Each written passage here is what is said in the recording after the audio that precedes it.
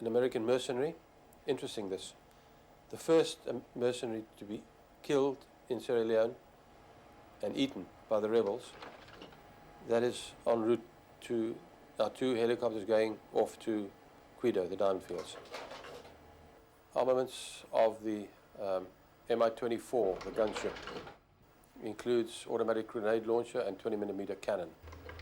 They were flying a 727 jet out of Johannesburg into Angola, into Sierra Leone, full of arms, full of soldiers, and this plane was moving in and out of Johannesburg. These men are modern mercenaries. They fight for the biggest mercenary army in the world. They're the foot soldiers in a global mining network with some of the most valuable diamond mines anywhere. They're executive outcomes and specialize in capturing diamond and oil fields from ragtag rebel armies.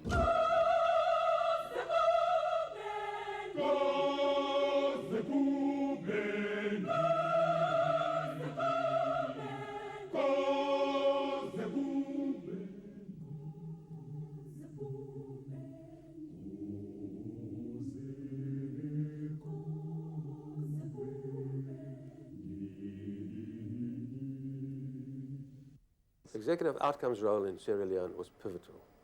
Without them, nothing would have happened. They ran the show. Nobody could go to the diamond fields without them. It was their aircraft, their helicopter gunships, their bases from which these people worked.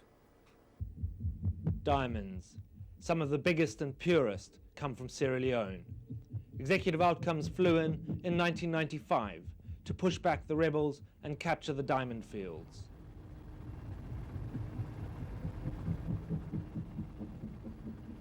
Although private armies are illegal under the Geneva Convention, these South African mercenaries have the backing of some powerful people in the West. I said to him, well, you know, what is the situation? Because aren't you concerned about being stopped at some stage? And he said, no, we have got no problem on that. If they want to stop us, we'll move our operation to London because we have a very powerful godfather, a man by the name of Buckingham, Tony Buckingham. At the heart of this mining and mercenary network is multimillionaire Tony Buckingham. He's a yachting fanatic and murky British Special Forces veteran. His interests span the globe, and though he doesn't give interviews, he was recorded talking about some of his investments. We were in places like Angola, Uganda, Oman. We're looking to go into Russia.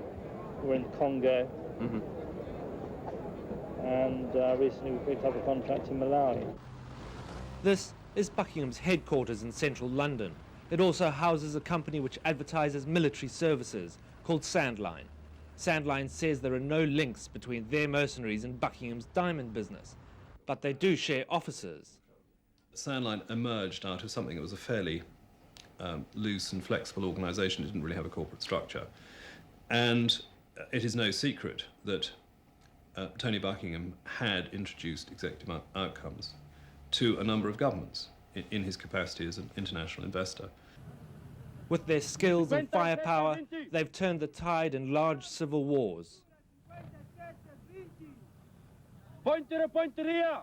Rápido, por favor!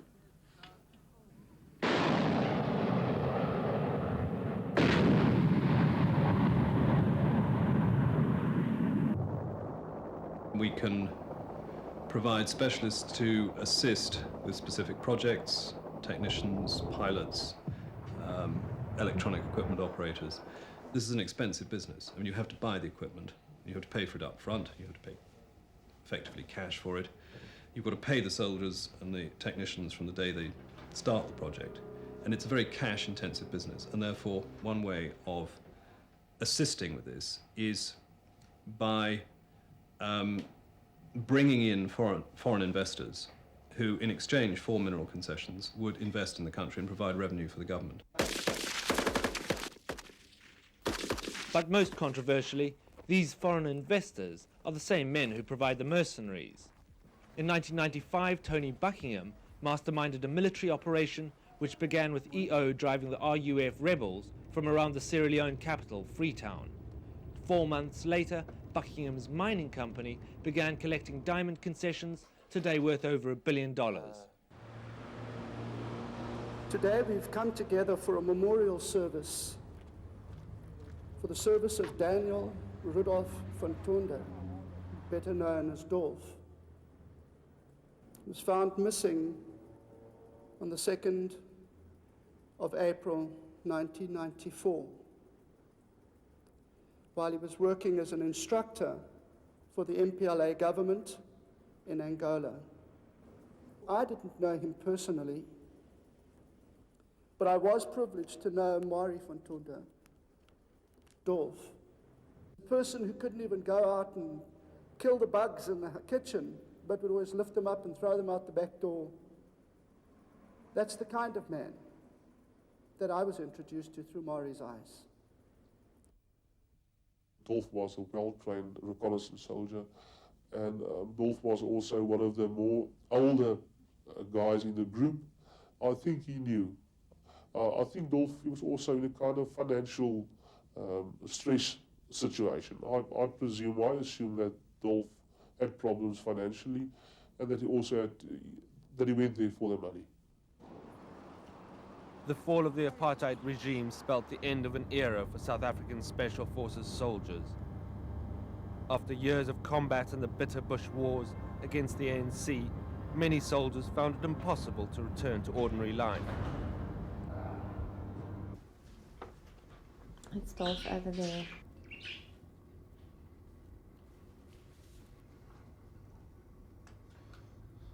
This photograph is of the 4 people that went missing, and this was the last day that they actually were seen alive.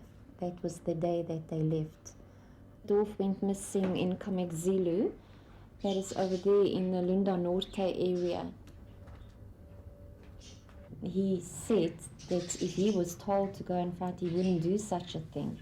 He wouldn't be stupid enough to put his life on line for the amount of money that he got.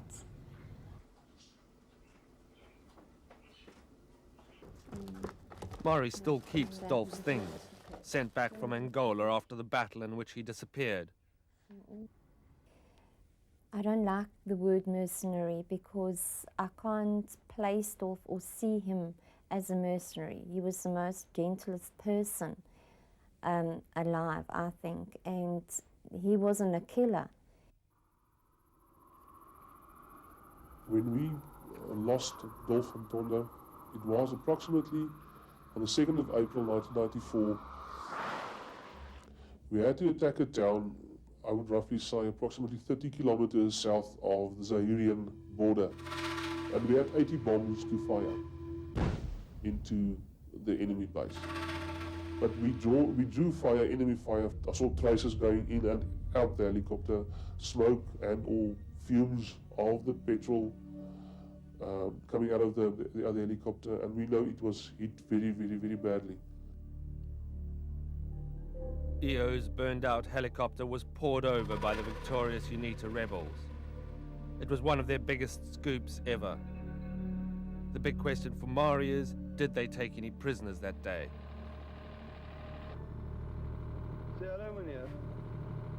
Unique video footage obtained by the producers shows for the first time ever executive outcomes mercenaries in the frontline positions they don't admit they go into. This end is for my head and that's for my feet. If the mortars come, I just climb in there. It's not so deep. It's about 1 meter under the ground. There's my Bible and there's my torch. Everyone has dug holes around here. And when the bombs fall, they fall just there, over there, by that tree.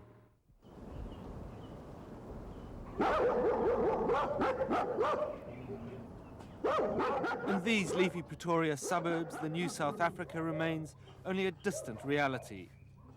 It's also where Executive Outcomes is based. Behind bars, whitewashed walls, and security cameras is an organization which has dispatched mercenaries to fight all over the world.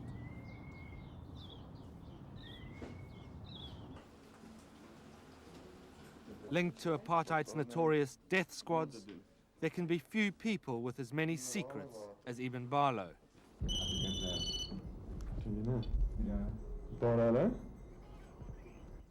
Okay.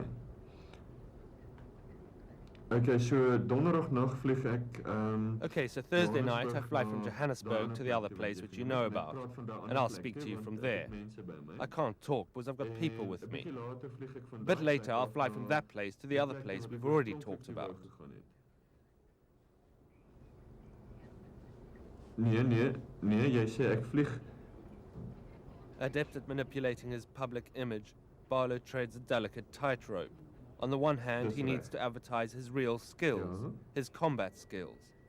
On the other, the public must believe what he does is merely to train soldiers. Okay. But the truth is that what Executive Outcomes does do best is fight. Okay, bye. Often we came under fire, and we come under fire wherever we work. We are contracted by governments that have conflicts, internal conflicts. Everyone in the company knows that we are employed in high-risk areas, and therefore we are armed. Or the Zingzi mission was the first mission we had to do. We had to attack, it was described as a hospital, with a few guards guarding the hospital, and we thought it was an easy target, sitting duck, turkey shoot, call it what you want. So what all of us were employed by EO on these commander type operations, we never used any personnel of the MPLA or the government forces. We were small groups to be fitted into 1 or 2 helicopters.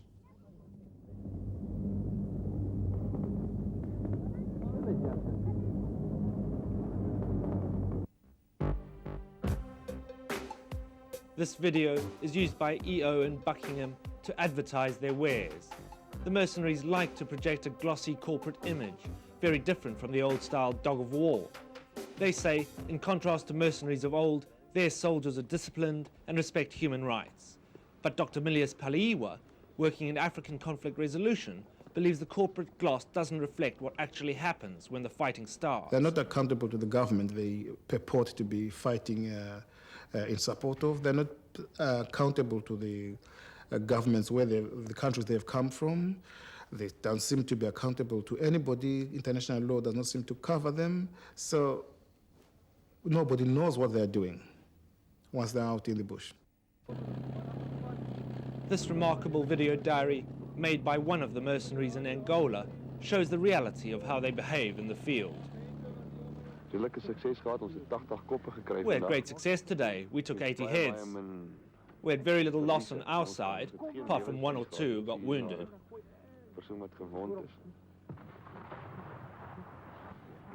I wish you could feel the pressure of the exploding bombs around us.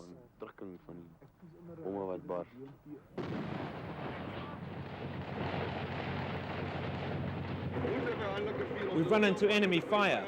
We've run into the enemy several times and now it's very bad. It's exploding all around us.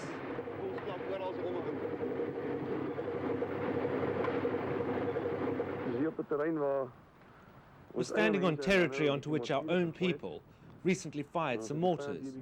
We surprised the enemy a little, I think. There are a couple of dead and a couple of very badly burned. Do you know what I think took his head off? I think he was sitting behind the tree. His head was shot off, but the rest is okay. 1 spare rifle. 1 down, plenty to go.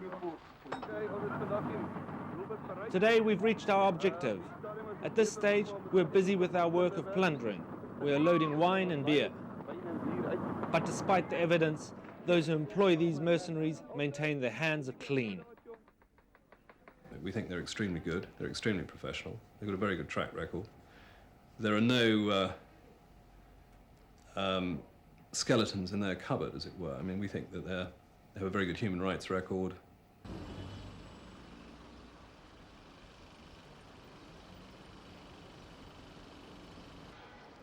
Abu Dhabi in the Middle East, capital of the United Arab Emirates and jewel in the Arab Peninsula. It's an opulent state created from the desert with the riches of oil. It's also become one of the most important sites for the world's larger arms deals. Every 2 years, It hosts the IDEX Arms Fair, the largest of its kind in the world.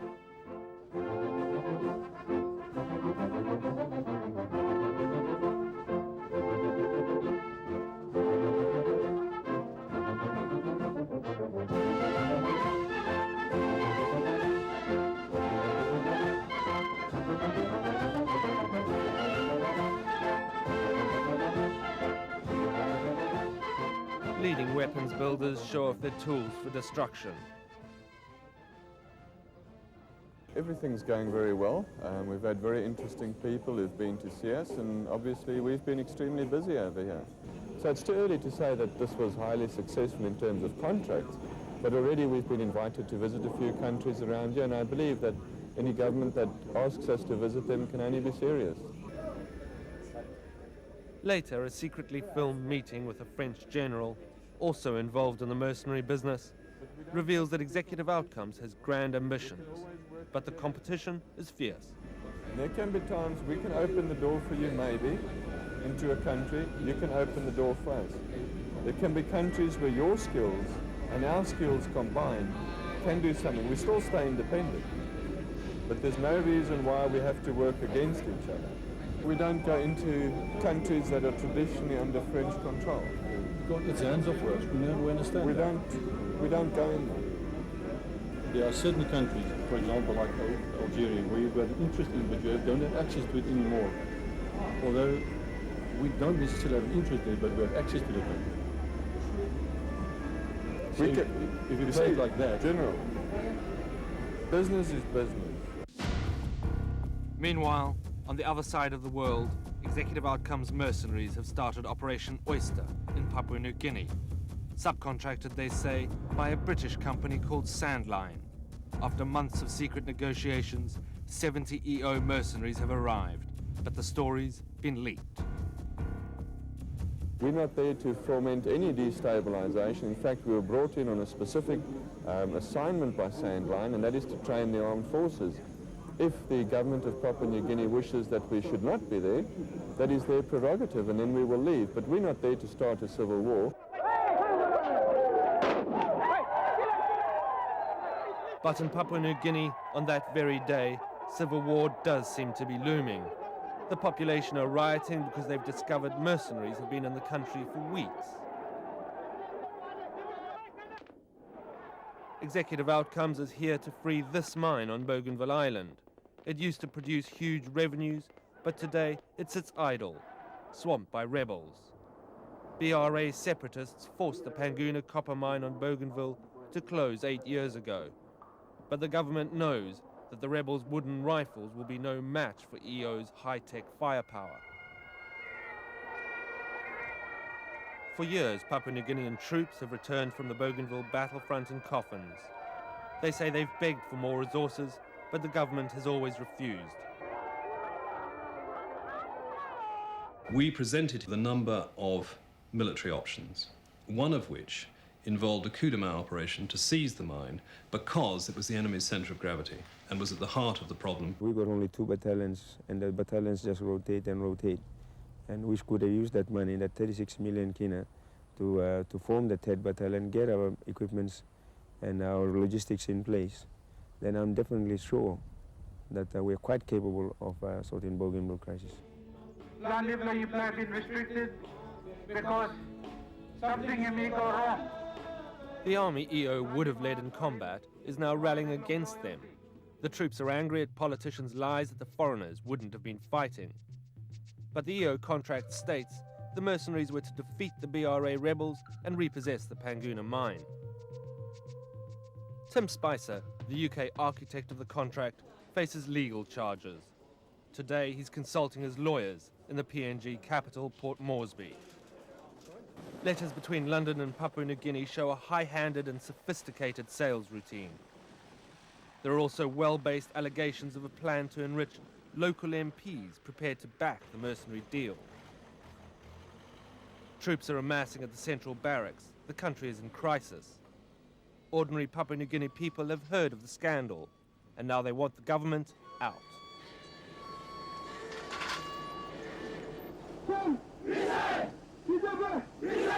There seem to be a bunch of killers who are hired to kill people who form revolutionary groups against the government in operating mining industries.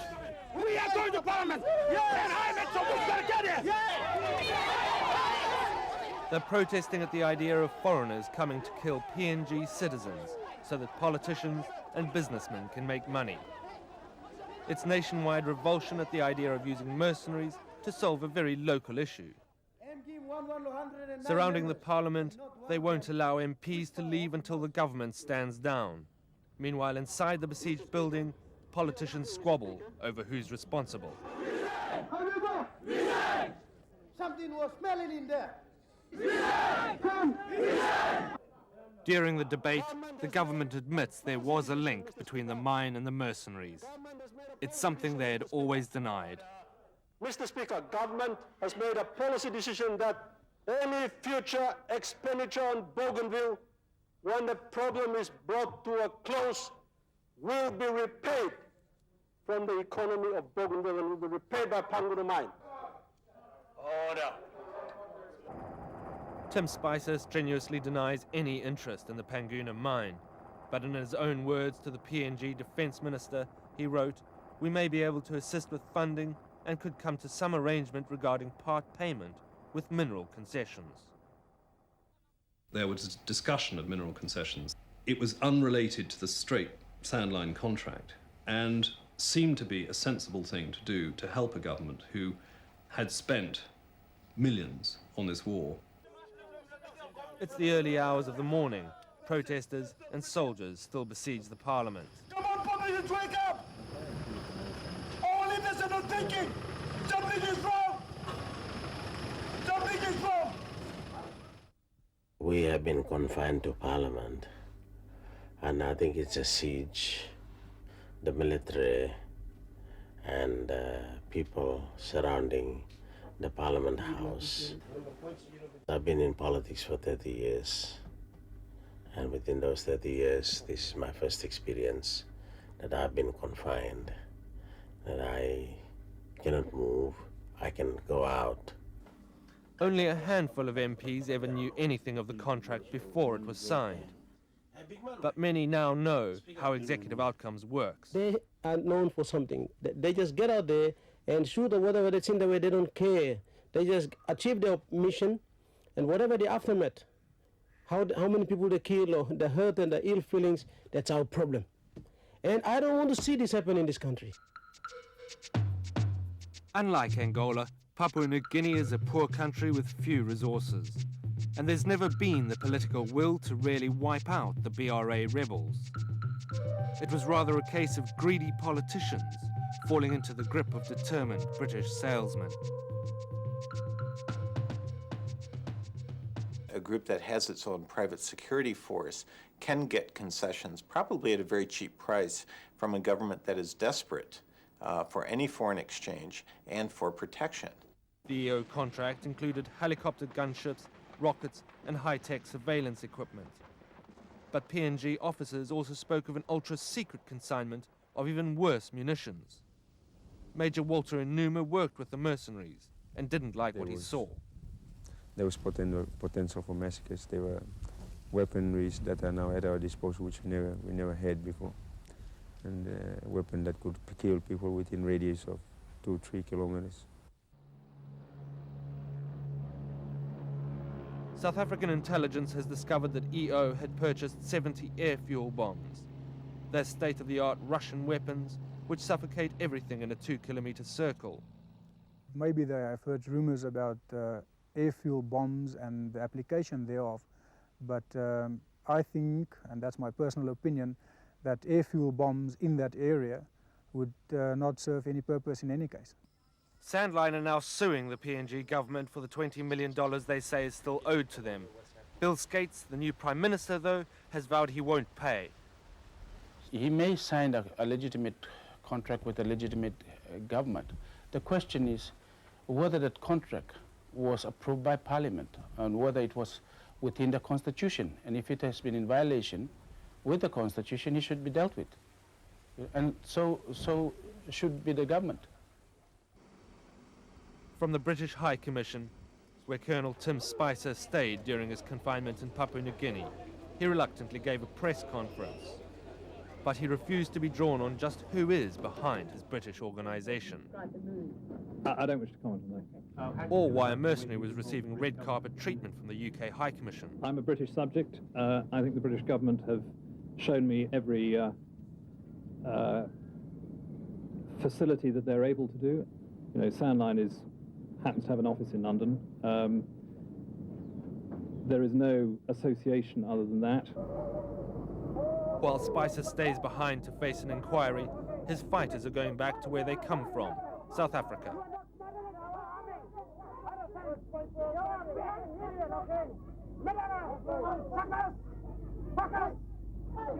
But it's become clear this was a very British operation. We do not wish to interfere with what I would call, you know, the sort of foreign policy, the general thrust of foreign policy of Western governments, because in general, you know, we are supportive of their efforts.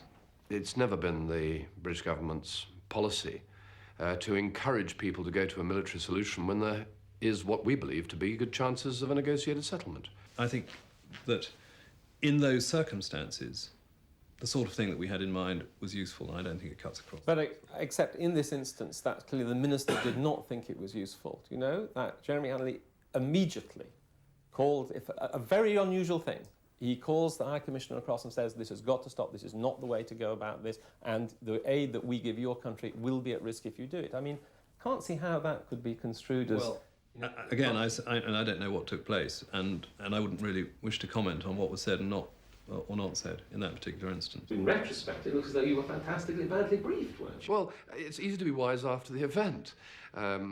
One doesn't necessarily know everything. It's well known that government ministers know only what they're told. Yeah. Why didn't they tell the minister more? Given the fact they obviously knew more.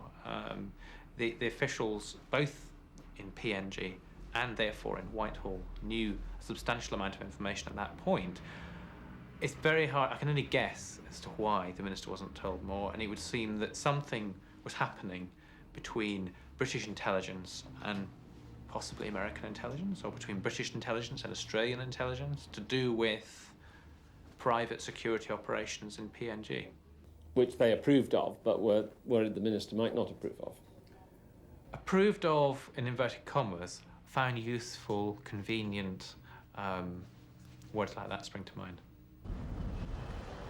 London is the traditional hub of the world of spies and freelance fighters.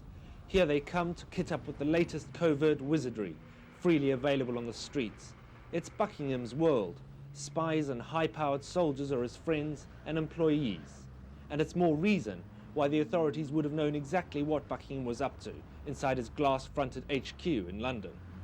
Britain has no law against mercenaries fighting for foreign governments or fighting for diamonds. It's left Tony Buckingham free to offer multinationals a unique solution to their third world problems. If you're doing it on open line, it's extremely easy for the intelligence services to tap it, to pick it out of the airwaves, to do anything. They really would have known exactly what was happening, blow by blow. And at the Papua New Guinea inquiry, Spicer admitted that he does work for Buckingham, but he said Executive Outcomes is entirely separate from Sandline, only a subcontractor. But then the judge revealed $18 million was paid into a joint account controlled by Eben Barlow and Buckingham. The judge concluded the information provided by Sandline that they're entirely separate from EO cannot be correct.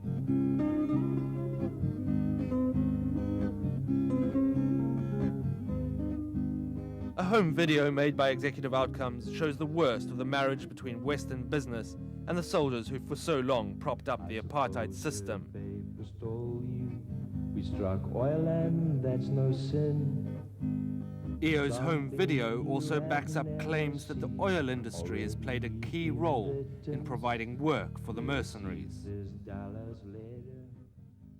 We went in 1993 to secure the oil field so that they could recover the equipment. Yeah. That's the oil company. It's just Texaco, Fina, Gulf, Sonangol, everyone. they've been able to now continue with oil production, and all the international oil companies have now started investing very heavily into that area. So peace was, so to speak, the condition for investment afterwards? Absolutely. No investor is going to allow his money to be spent thinking or knowing he's going to lose it. Hey, and the oil. Oh, my conscience.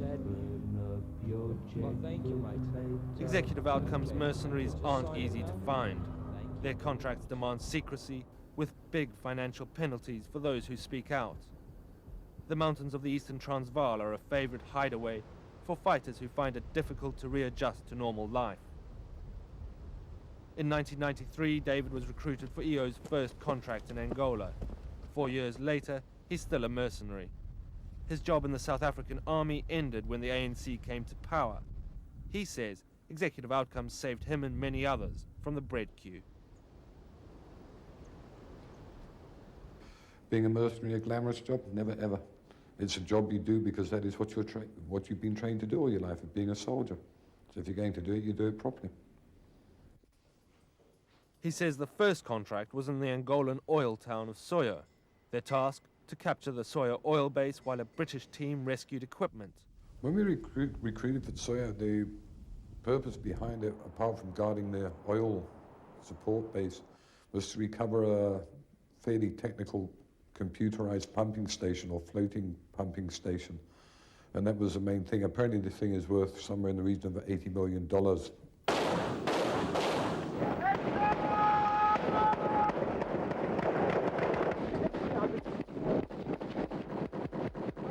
Executive outcomes had arrived. They easily captured the oil base. David says 2 Britons conducted the operation. One was Tony Buckingham, the other Simon Mann, also ex-SAS. The international oil community had sent in its own private army. By the time I met up with them, I was introduced to them as Tony Buckingham and Simon Mann. I was aware of the fact that they were involved in, the sponsorship of recovering the oil drum and the whole Soya trip. But they weren't introduced to me as this is, Brigadier General or Major General or whatever rank they may have had, just as 2 businessmen from an oil company. Their Angolan HQ was Quando Base, where oil workers used to stay. Offshore, the mercenary team used oil company boats to prepare for their attacks. Once the oil base was captured, EO troops discarded their uniforms, pretended to be ordinary security guards, and invited in the press. We were hired by a legitimate oil company, and they decided that to get expert people in, like the British AS or whoever, to protect their installations against any sabotage. Is that mercenaries? Do you call that mercenaries?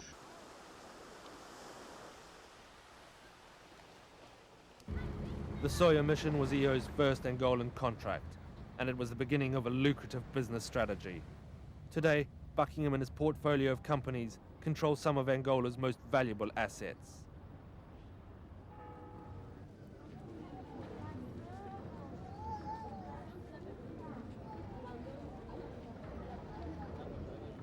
Luanda, Angola's capital.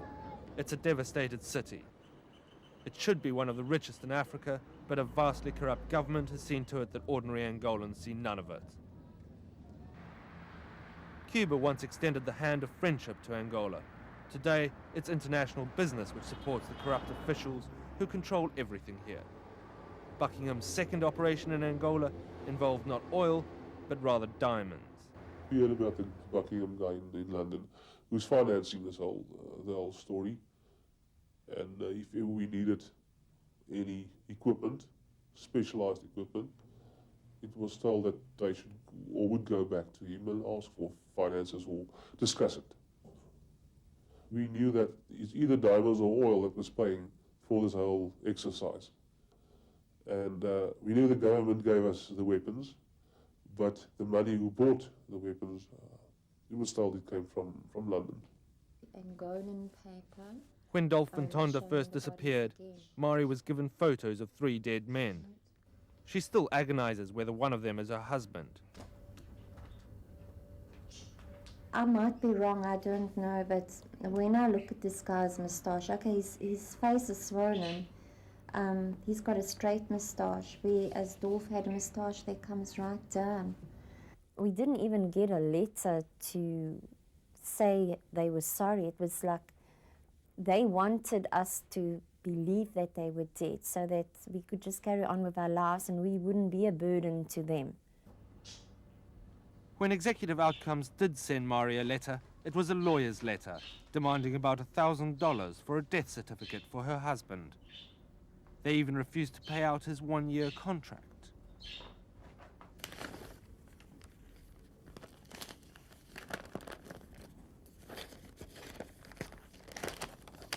Sweetheart, I don't know how to write this letter, but after UNITA attacked us, it was decided by the powers that be to teach them, UNITA, a lesson that they would never forget, to absolutely annihilate everything within a radius of 30 k's. And the result was that nothing was left and bodies everywhere.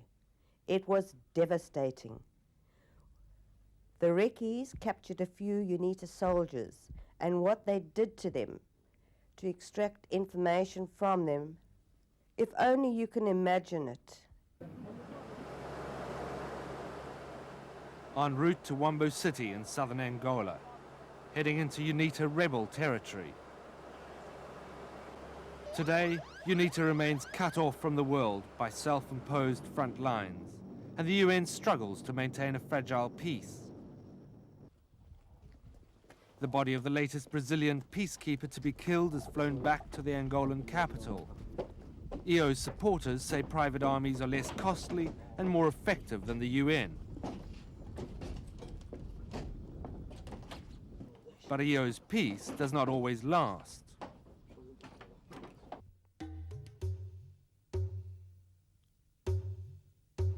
Balundu is the capital of UNITA territory, and a town where the people have seen the worst that war can bring.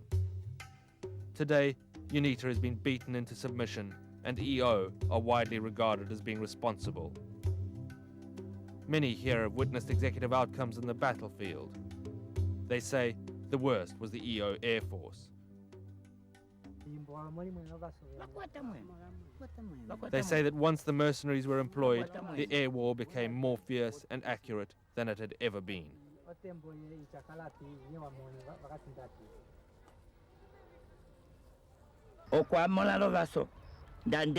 We could see them in the helicopters, and they would shoot and laugh. But if it was an aeroplane, we wouldn't see them. But we would hear the language they were speaking through the FM radios. The language was English.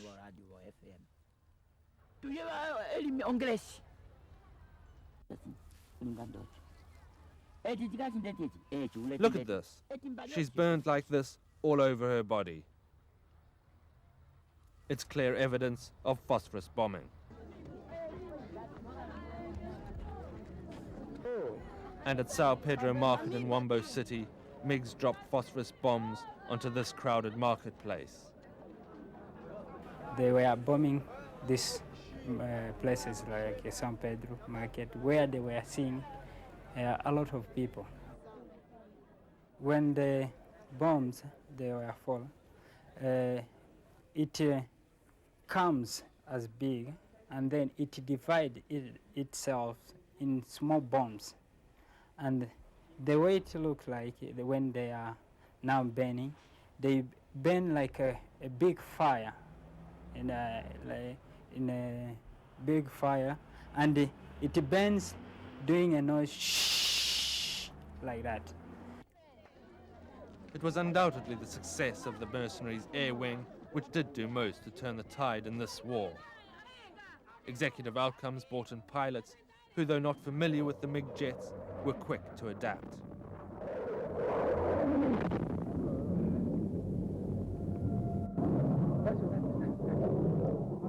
The South Africans did bring with them huge experience, having spent years here flying at war for the old apartheid government. EO has been given an uncontrolled freedom for destruction. There are no controls to the force they can deploy or how they deploy it.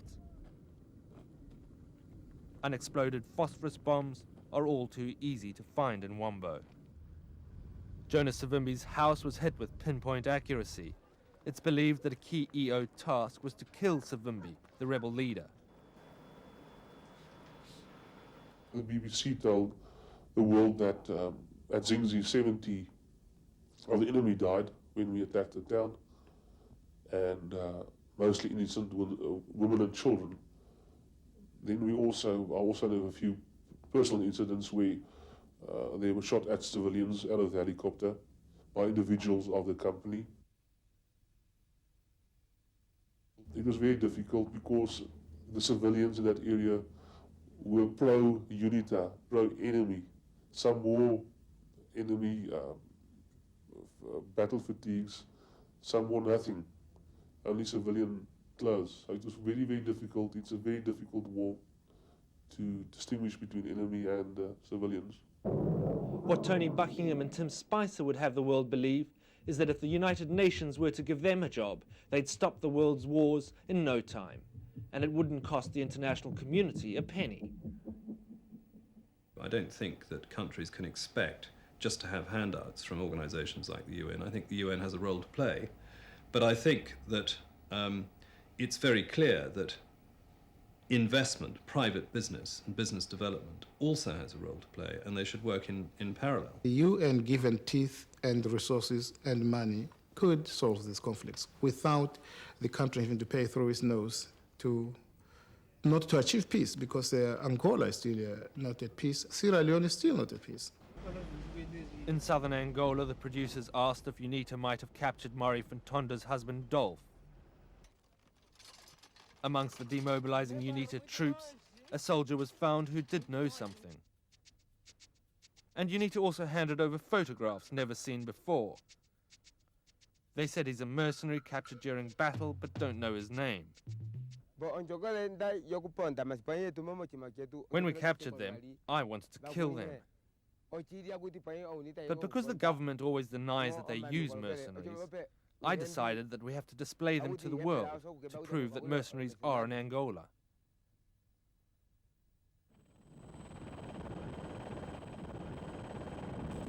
And this is what it's all about, the diamond fields of Angola. After EO had taken Kafunf town, Buckingham's companies were rewarded with some of the richest diamond concessions in the world. In a 1996 prospectus, Buckingham claimed his Angolan concessions hold diamonds worth $3.5 billion.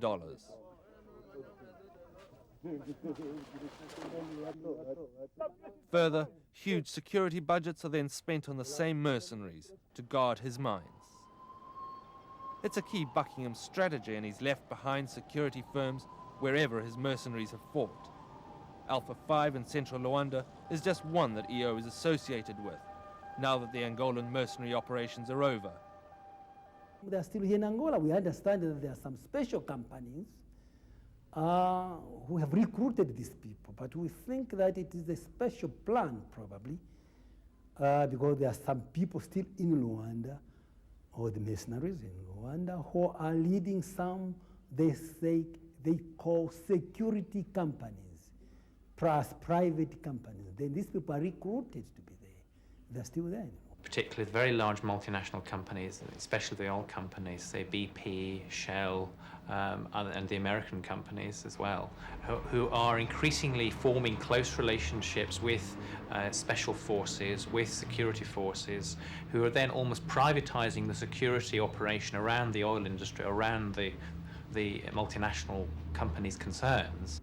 Big European, Canadian, multinational, oil multinationals found their installations and the oil refineries threatened. And I mean, this is multi-billion-dollar oil operations. They were the ones that initially drew executive outcomes into Angola. Yes, as security people, but also to liberate SO and to get involved in the fighting. In the Pretoria garden of the Executive Outcomes Logistics Centre in South Africa, there's a memorial to the EO mercenaries who've died in battle, mostly in Angola.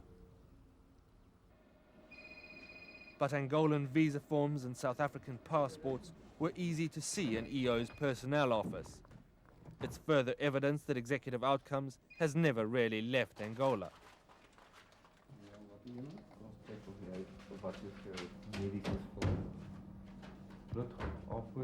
Yeah, that's correct. We're looking for specialized guys. That's your main criteria. Normally, I'd say it's someone that's, in our terms, trained until combat team level. We do need pilots from now and then. Mostly it's chopper pilots that we do employ. In their personnel files are details of over 2,000 mercenaries and logistics people, and the details of everyone from the notorious Kuvut police unit also seem to be here. Kuvut was renowned for cruelty and political killings during the apartheid era. As international concern grows, Executive Outcomes is changing. This man, Nick van den Berg, is now, they say, in charge. He doesn't have the death squad past that dogged even Barlow. Our personnel office is situated here in the outbuildings, and we also have my financial people sitting in the outbuildings, and also the logistical guys. So where is all the equipment then? Our equipment? Maar wij zullen net om 'n idee te kry, Gert.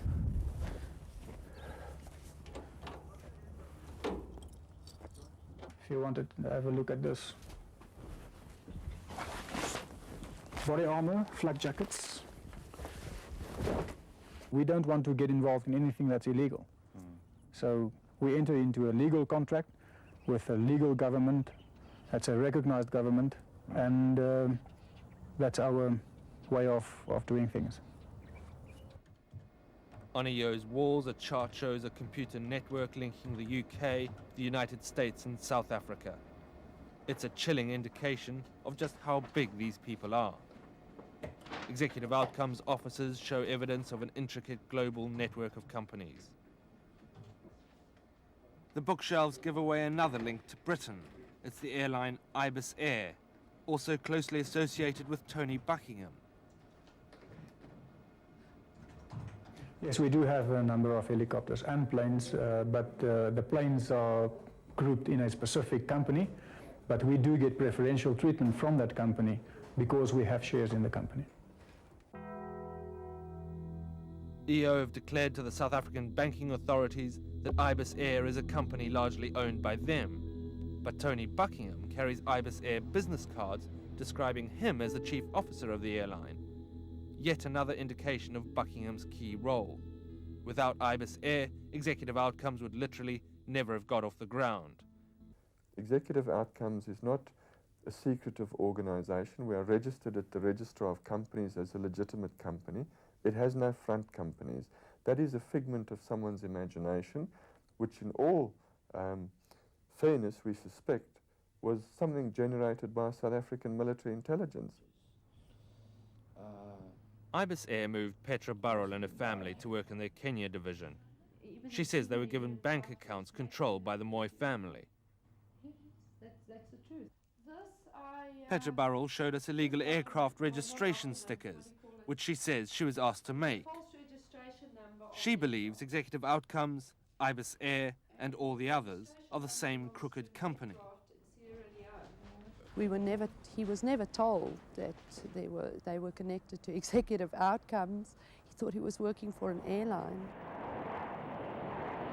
We heard a lot about how great things went for them in Sierra Leone and about how they've got virtually enslaved this country by the mining rights and things like this.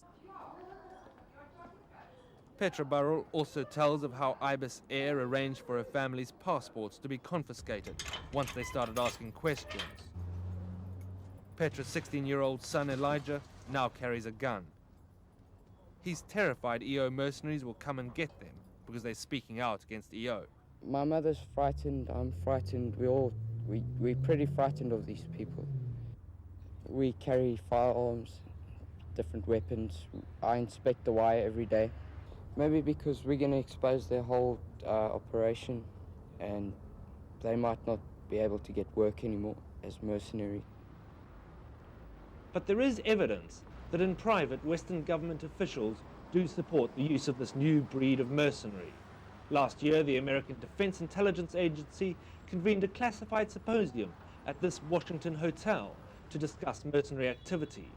Key American policymakers were there, and those who attended say the mercenaries were given red carpet treatment. People in the British government and in the American government have mixed feelings about the private security forces. They're not under the control of the government, but I think they're very strongly under the government's influence. They will go in as combat operators and effectively do things which Western governments want to have done, but are very reluctant to do themselves. I just have almost totally lost faith in the ability of the international community to respond with anything other than rhetoric to people's security problems. I think there's a state of total confusion in the international community about what to do about third world disorder. From airports like this one at Lanseria, outside Johannesburg, Ibis aircraft full of mercenaries have streamed in and out. Experts suspect that with so many British military figures involved, Executive Outcomes has the support of the British Secret Service.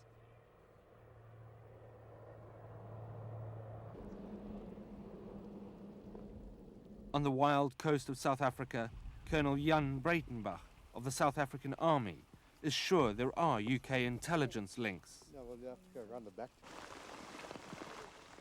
Breitenbach led the apartheid regime in battle against the Angolans. He says even during South Africa's darkest and most ostracized days, he always had links with the English SAS. And it was Colonel Jan Breitenbach who founded South Africa's elite reconnaissance unit, the Rekkies. He modelled the unit on the SAS and is seen here with senior SAS officers. He's one of the few who would know of EO's intelligence links. After the war, David Sterling, started an organization called Capricorn. Capricorn consisted of former SAS personnel, which was used by the British Foreign Office to extend, as it were, their influence in third world countries. The organization that Executive Outcomes worked with from Lanseria was known as Capricorn. So that, to me, was the connection between the British, Capricorn, and Executive Outcomes. Perhaps worried by this link, Executive Outcomes changed the name of its airline to Ibis Air. Though Tony Buckingham refused to give an interview for this film, his Kings Road HQ was clearly panicking.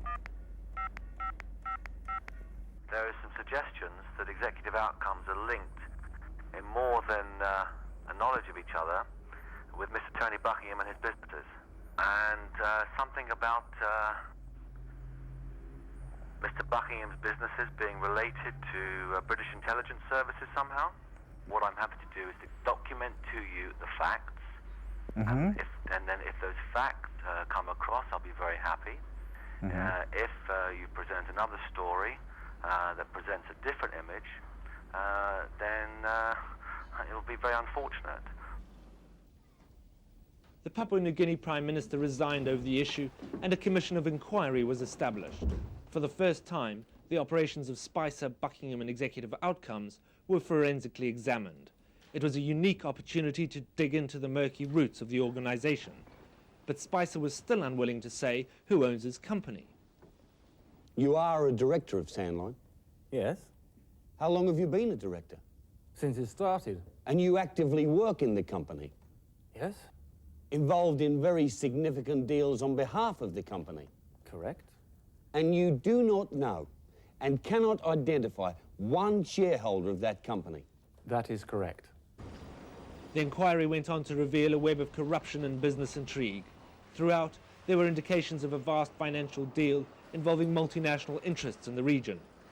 Why is it a mystery? I mean, I genuinely don't understand why it's a mystery.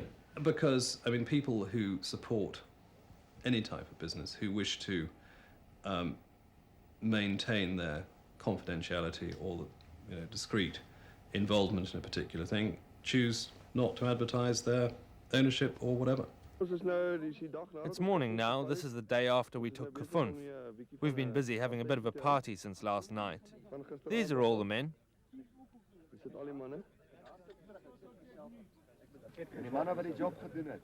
The men who did the job are the men who are sitting here. And the people who aren't in our group, it's true to say, they missed a great deal.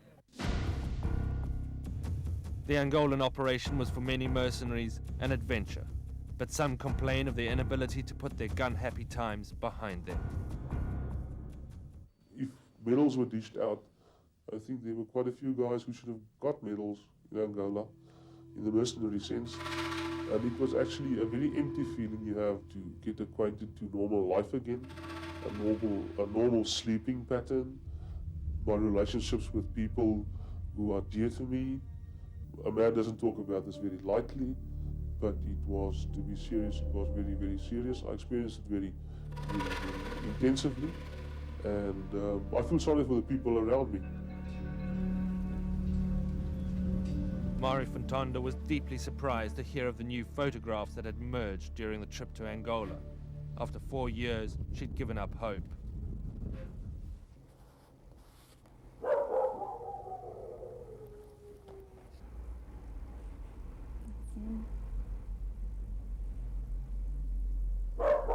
That's him. You can see he's lost weight.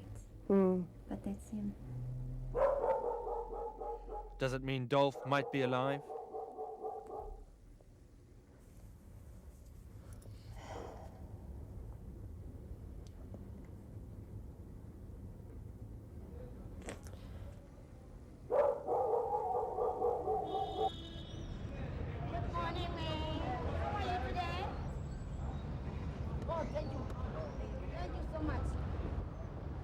In the new South Africa, there's plenty of revulsion at the country's apartheid killers now going off and killing for other people. It's a reminder of a past South Africans are trying hard to forget. At the South African Parliament, a new law has now been put forward to put executive outcomes out of business. It proposes a 10-year jail sentence for anyone caught fighting for money. There's sometimes a perception that the South African government is sanctioning the activities of such mercenaries. We have publicly condemned this. We are trying everything to ensure that we convince governments that we don't have any official connections and that we are taking steps to deal with this problem. It is a matter of tremendous embarrassment as well as concern to us. Anyone who understands the term mercenary and who understands our company will, whether it's inside our company or outside the company, deny that we are mercenaries. For a start, governments all over the world make use of private contractors to train their armies. Our client governments are no exception to that. At the inquiry, Tim Spicer showed little understanding of international norms, but he did insist his soldiers are bound to respect the Geneva Convention. Which Geneva Convention is referred to here in this agreement? Well, I'm afraid I do not know the answer to that specifically. You mean by clause or by... The Geneva Convention... Not the Geneva Convention. I would assume there are many Geneva Conventions. Well, as I understand the Geneva Convention, it is a law of armed conflict. That is the treatment of prisoners of war and things like that? Absolutely. Treatment of civilians? Treatment of civilians, treatment of prisoners, conduct of operations, that sort of thing. Now, are you also aware that there is a convention dealing with prohibiting the use of mercenaries? I'm not familiar with that at all. Should out of sight be out of mind? As the world takes stock of this new mercenary breed, it's easy to take a back seat from the comfort of our European certainties. Claro, executive outcomes. It's clear executive outcomes is not replacing the armed forces of countries like Britain or the United States. But it is trying to do so in other countries. Y hay que mirar más allá del horizonte a veces.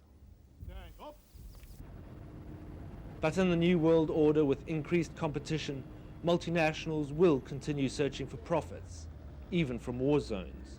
Executive outcomes and others like them are sure to stay around. Rather than trying to eliminate the phenomenon, control it, and get it out in the open. If you can't get it licensed, at least demand that it adhere to these international standards. But if the priority is profit, surely then respect for human rights will always wind up taking a back seat. Of course, if you are throwing bombs from the air, you do not know where they're landing. They're killing children, they're killing women, they're killing elderly people who cannot run away. And the people who are targeted, i.e. the fighters, usually escape.